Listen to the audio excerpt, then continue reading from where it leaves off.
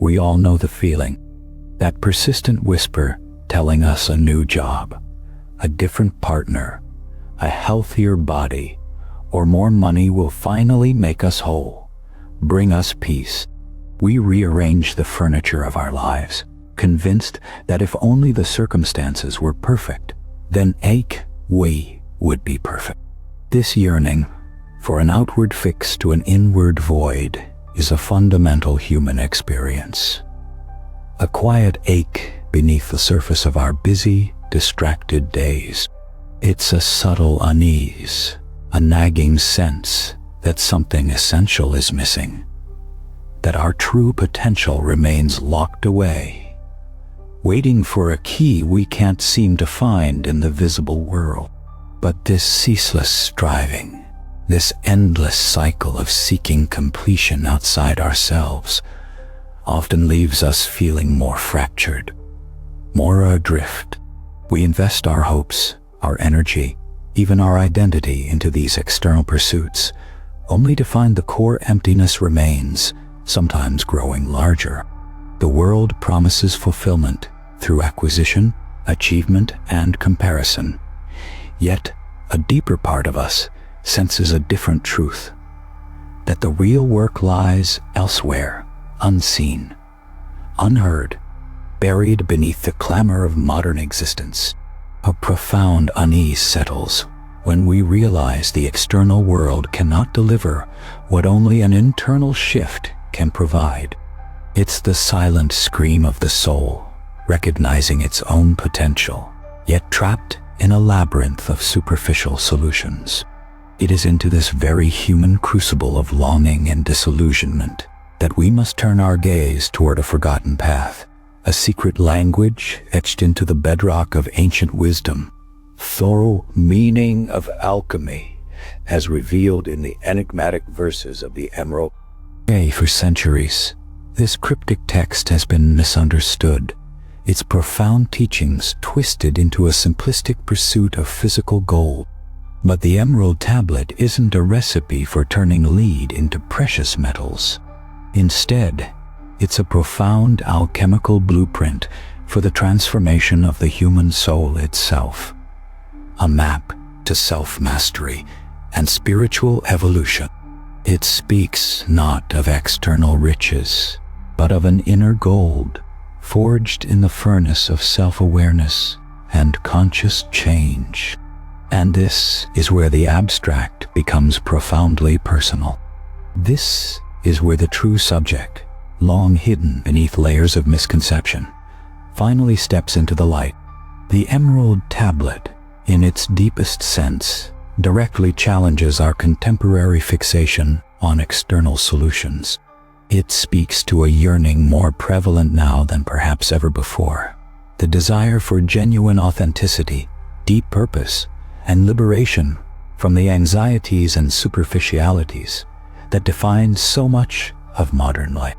In an age saturated with quick fixes and instant gratification, the painstaking, deliberate process of alchemical transmutation offers a radical alternative, a systematic path to self-transformation, addressing the very root of our unease. It points us toward an enduring sense of wholeness and spiritual sovereignty, a counter-narrative to a world that often leaves us fragmented. It reminds us that the greatest gold is found not in the earth, but within the crucible of our own being. The whisper of Hermes Trismegistus, legendary author of the Emerald Tablet, echoes across the ages.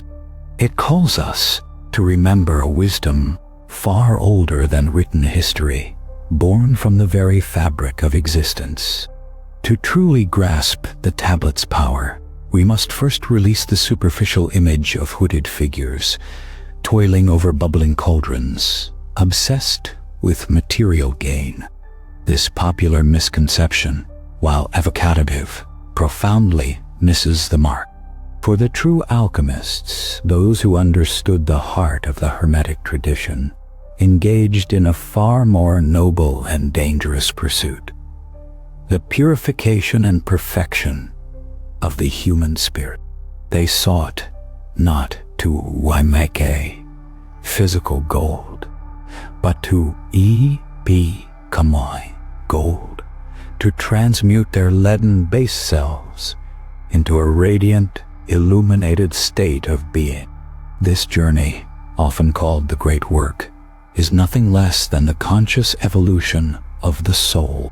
Imagine, for a moment, a profound connection between the micro and the macro, between the inner landscape of your consciousness and the vast expanse of the cosmos. The Emerald Tablet opens with this very principle, establishing the fundamental Hermetic law. That which is below is like that which is above, and that which is above is like that which is below, to accomplish the miracles of the one thing. This isn't merely a poetic observation. It's a foundational statement of unity. It declares that the patterns and forces governing the universe are mirrored within the individual. Your struggles, your potential, your very being are a microcosm of the divine dance. If the cosmos undergoes cycles of creation, dissolution, and rebirth, then so too does your inner world. The implication is staggering. By understanding and working with the processes within yourself, you are simultaneously interacting with and influencing the grander cosmic design. This initial statement immediately elevates alchemy from a mundane craft to a sacred science of correspondence, linking personal transformation directly to universal law. The tablet continues, describing the agency of this transformation.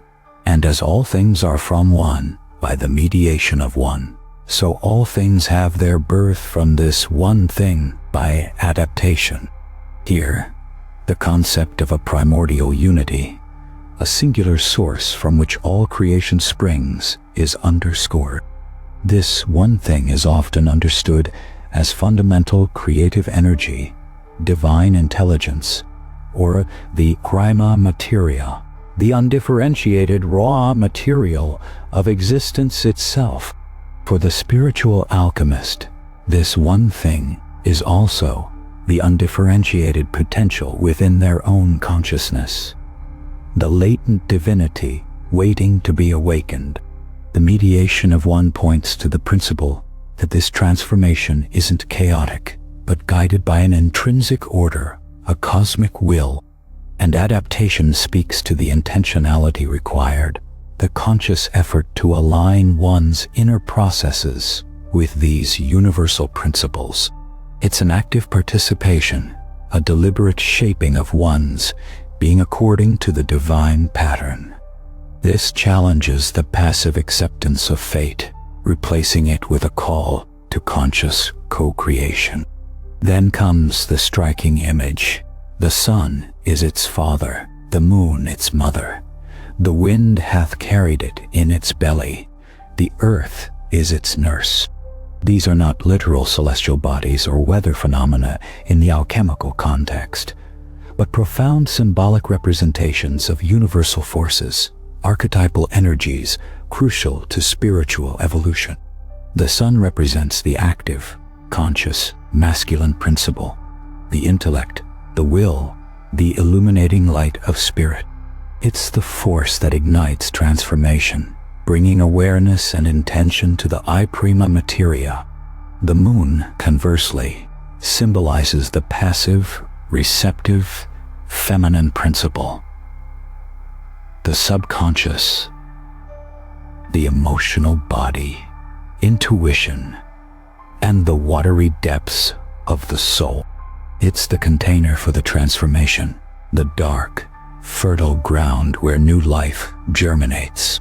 The wind, ever present, represents the volatile, subtle energies of the spirit, the breath of life, the animating force that permeates all things and carries transformative currents.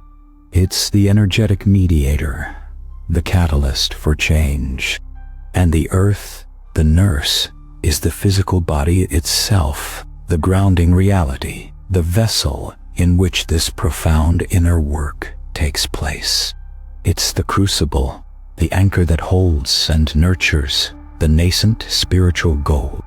Without the body, the soul's lessons cannot be fully integrated into manifest reality. This verse teaches that true transformation requires the harmonious integration of all these aspects: conscious intent, emotional depth, spiritual energy, and grounded physical presence. It's a holistic approach to self-mastery, recognizing that no part of our being can be left behind. The Emerald Tablet continues to describe the process. It is the father of all perfection throughout the whole world. Its force is entire if it be converted into earth. Here, perfection doesn't imply a static state of flawlessness, but rather a dynamic unfolding into one's true, inherent nature. It's the realization of latent potential. The whole world signifies that this perfection is universal, applicable to all beings, and reflective of the cosmic order.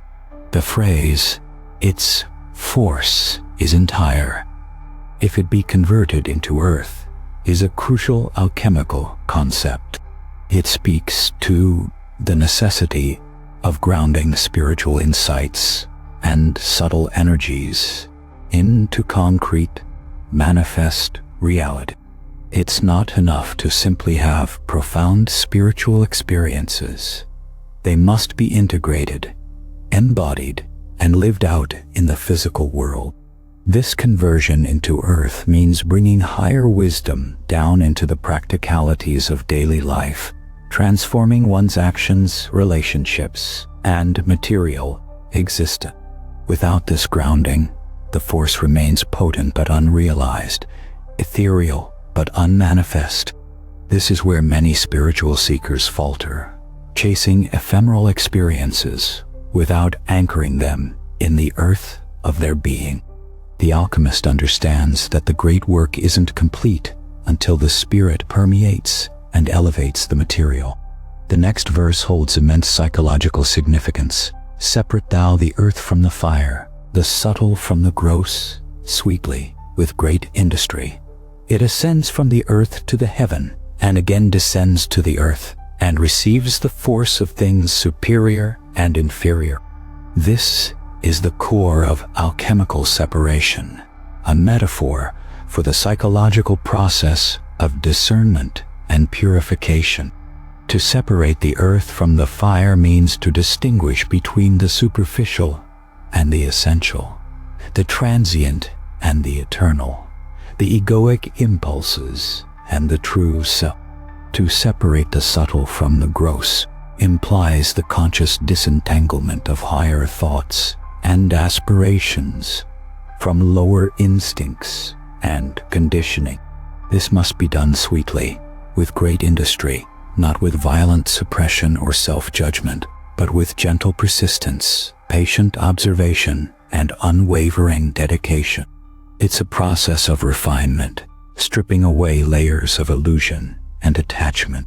The ascent from earth to heaven represents the inward journey of contemplation, meditation, and spiritual elevation, where one connects with higher consciousness, intuition, and divine guidance.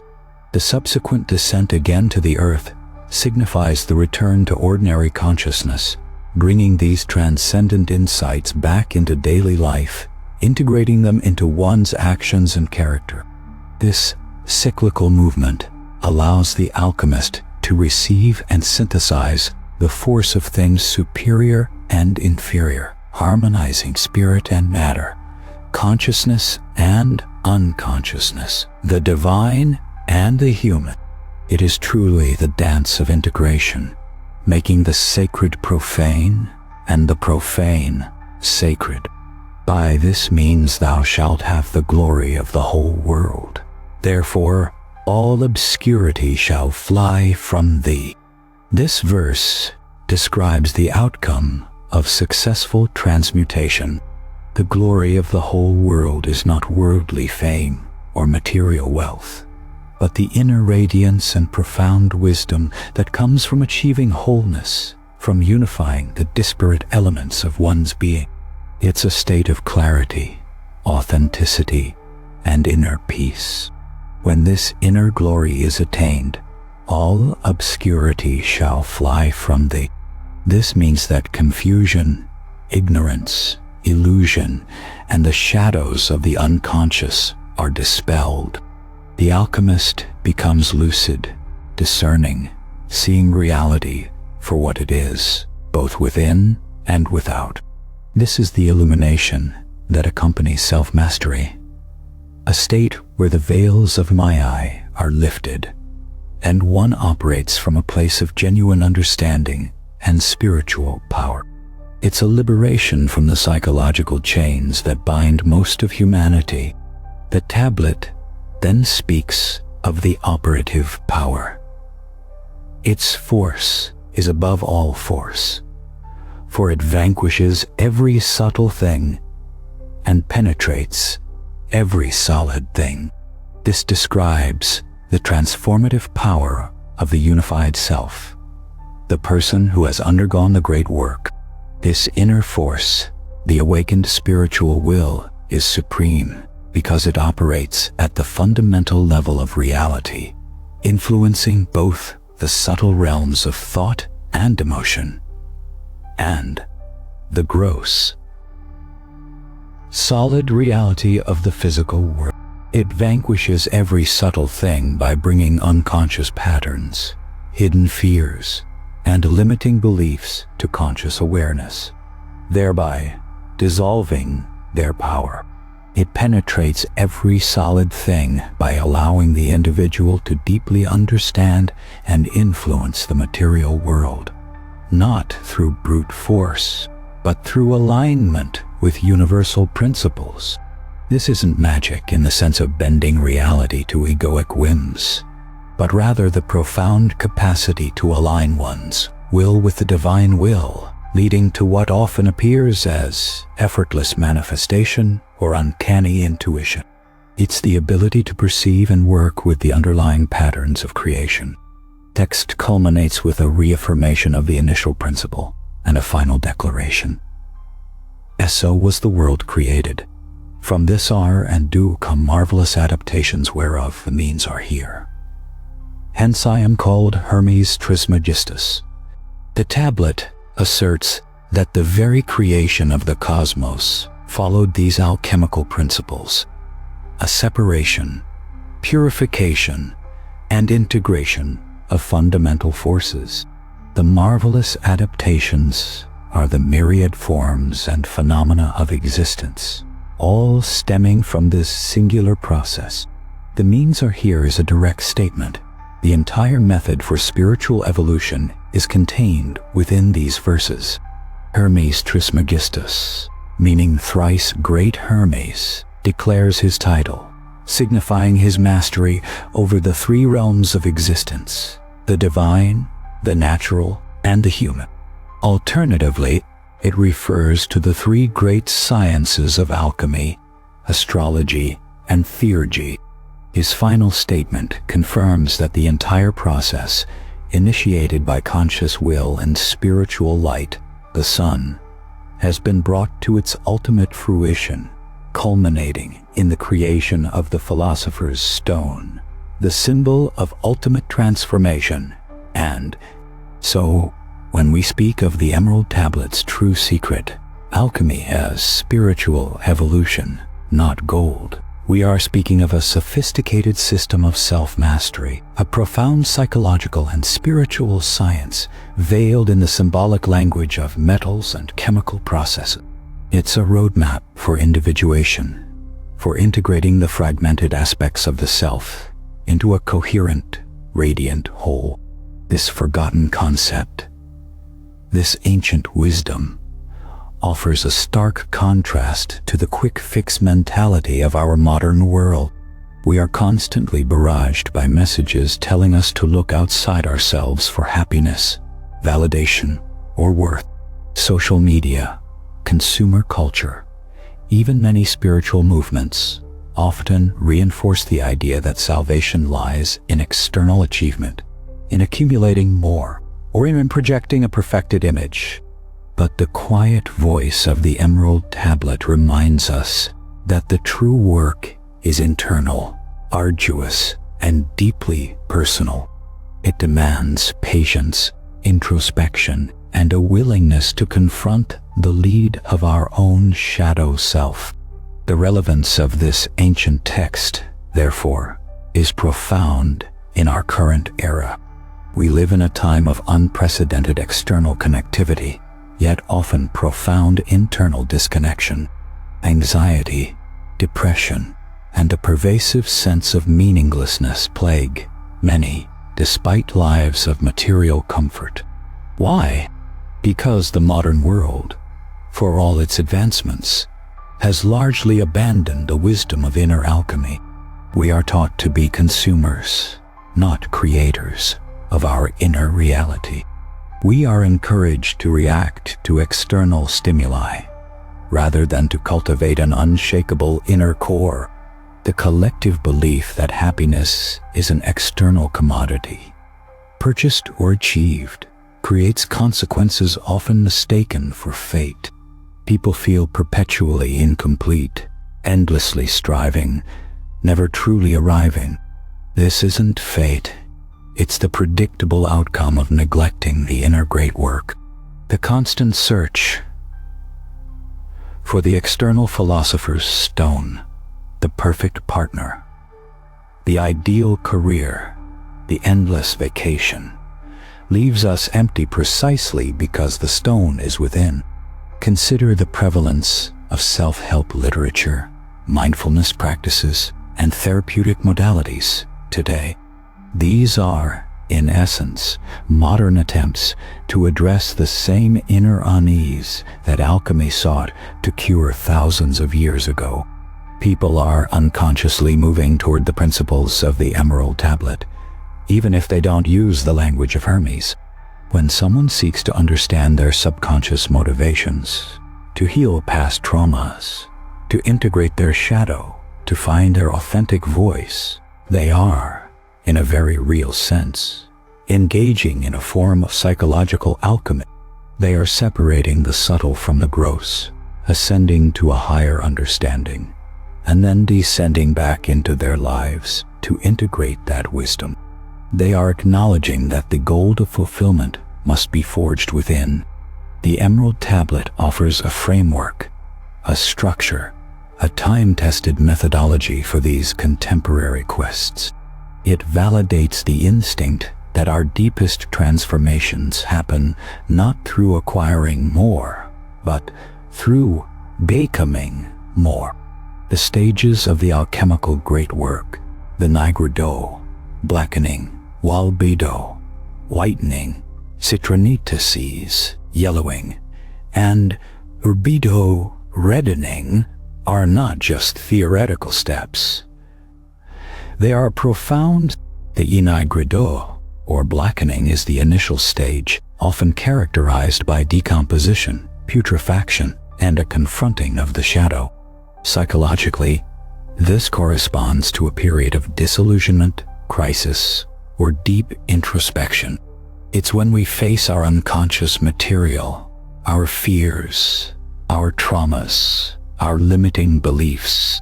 It's the dark night of the soul, where the old self must symbolically die for anything new to emerge. This is an uncomfortable, often painful stage, but it is absolutely essential. We cannot purify what we refuse to acknowledge.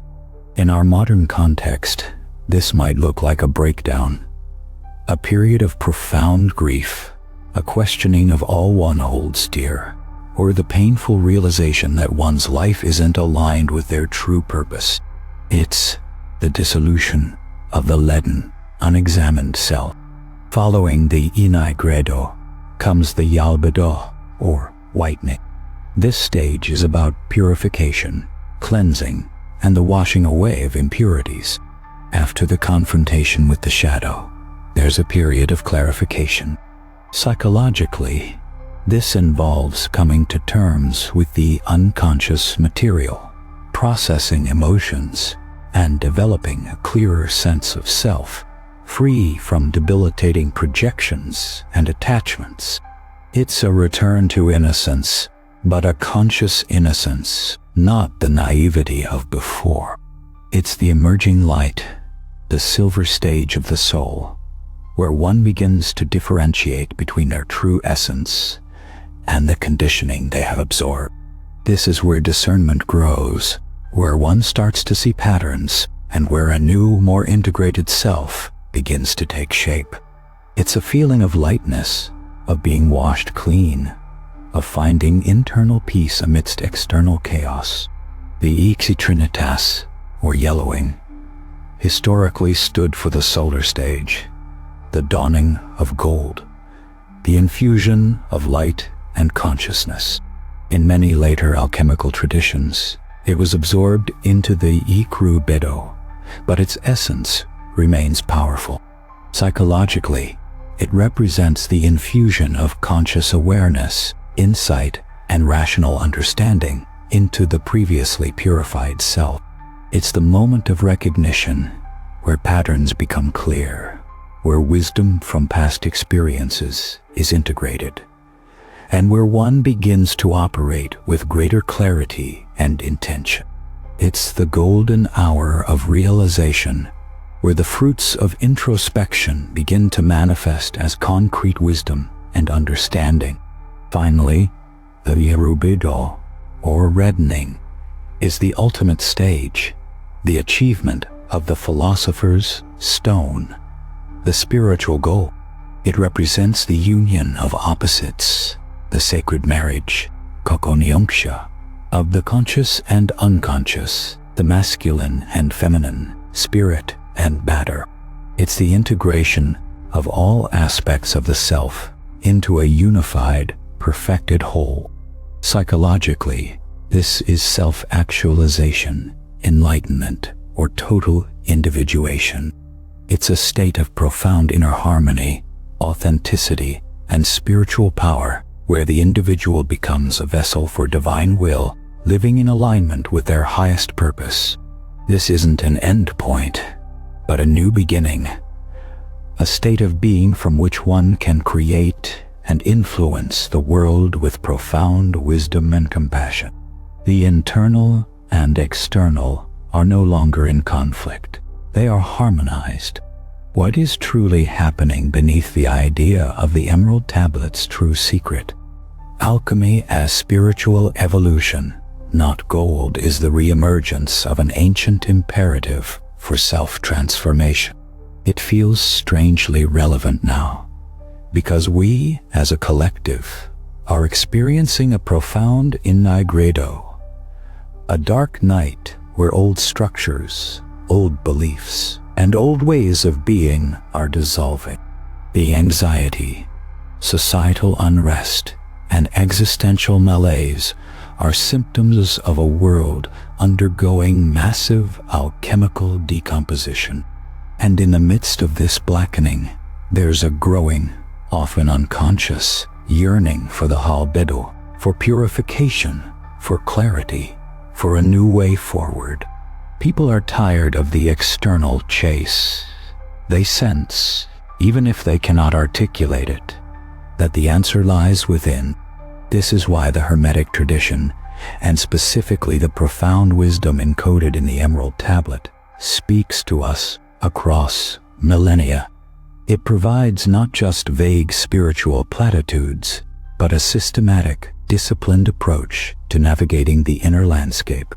It offers a promise not of instant transcendence, but of earned transformation. It reminds us that our true purpose isn't to merely exist, but to consciously evolve, to participate in the great work of becoming fully human and fully divine. The haunting realization is this: we are not passive recipients of our psychological or spiritual state. We are, each of us, an active alchemical laboratory. Our thoughts, our emotions, our experiences, These are the prima materia, the lead, and Mercury, waiting to be transmuted. The world doesn't happen to us. It happens through us, reflecting the state of our internal chemistry. When we understand this hidden mechanism, when we recognize our own alchemical agency, everything changes. The feeling of being a victim of circumstance begins to dissolve. The quest for external solutions becomes secondary to the inner work. We cease seeking the gold outside ourselves and begin to forge it within. This ancient blueprint for transformation isn't just a historical curiosity. It's a living truth, pulsating beneath the surface of our modern lives. It whispers that the most extraordinary journey isn't to the stars, but to the deepest, most authentic core of ourselves. It challenges us to look beyond the glittering facades of the external world and embrace the arduous, yet infinitely rewarding path of spiritual alchemy. The true secret of the Emerald Tablet is simply this: you are the experiment, the alchemist, and the gold. If these journeys into forgotten wisdom and the hidden currents of human experience resonate with you, consider subscribing to the Enchanted Archive. Join us as we continue to explore the mysteries that shape our world, both seen and unseen.